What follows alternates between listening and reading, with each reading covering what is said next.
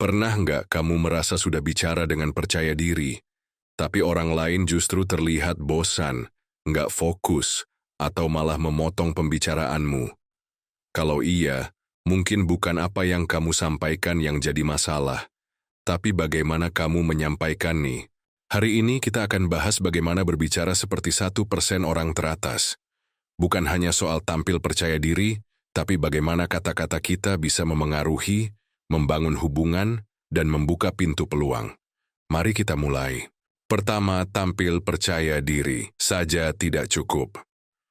Banyak orang berpikir bahwa percaya diri adalah segalanya. Tapi kenyataannya, bicara dengan percaya diri tanpa struktur dan makna, justru bisa membuat pendengar kehilangan arah. Salah satu kesalahan umum adalah intonasi datar, tempo bicara terlalu cepat, dan pesan yang tidak jelas. Untuk memperbaikinya, kamu perlu refleksi diri. Coba rekam suaramu saat bicara, lalu dengarkan dengan jujur. Apakah kamu bicara terlalu cepat, seperti kereta ekspres? Apakah nada bicaramu membosankan seperti membaca daftar belanja? Apakah bahasa tubuhmu mendukung pesanmu, atau justru membingungkan? Kunci awalnya sederhana, sadari dulu pola bicaramu. Kamu nggak bisa mengubah sesuatu yang tidak kamu sadari. Kedua, berbicara dengan tujuan yang jelas. Kita sering berpikir bahwa semakin panjang penjelasan kita, semakin pintar kita terdengar. Padahal justru sebaliknya. Dalam dunia nyata, kamu hanya punya sekitar 30 detik untuk menjelaskan sesuatu dengan jelas sebelum orang kehilangan fokus. Gunakan prinsip kata-kata sebagai amunisi. Setiap kata harus punya fungsi, bukan asal bunyi. Hindari mengulang-ulang dan sampaikan intinya sejak awal. Orang yang berbicara singkat, padat, dan jelas akan selalu terdengar lebih bijaksana dan profesional, dan itu bisa dilatih. Ketiga, menguasai seni persuasi. Kamu ingin orang setuju dengan ide atau pendapatmu? Belajar dari 3 prinsip klasik dari Aristoteles bisa sangat membantu. Etos atau kredibilitas. Tunjukkan bahwa kamu tahu apa yang kamu bicarakan. Misalnya, sebutkan pengalaman atau latar belakangmu yang relevan. Ini bukan pamer tapi bukti bahwa kamu punya landasan kuat. Patos atau emosi. Hubungkan pesanmu dengan emosi pendengar.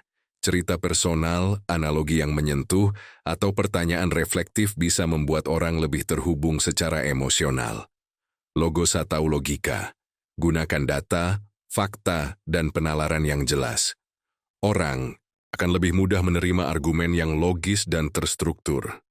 Keseimbangan antara etos, patos, dan logos akan mengubah caramu berbicara dari sekadar menyampaikan informasi menjadi seni memengaruhi. Keempat, jadi pendengar yang aktif. Komunikasi bukan hanya tentang bicara, tapi juga mendengarkan. Bahkan, seringkali kekuatan terbesar justru ada pada diam yang penuh perhatian. Latihlah kemampuan menjadi pendengar aktif. Simpan ponselmu. Tatap mata lawan bicara. Tunjukkan gestur afirmatif seperti anggukan atau senyum kecil. Refleksikan apa yang kamu dengar. Misalnya, jadi maksudmu, kamu merasa seperti ini ya? Ini menunjukkan bahwa kamu benar-benar memahami, bukan sekadar menunggu giliran bicara.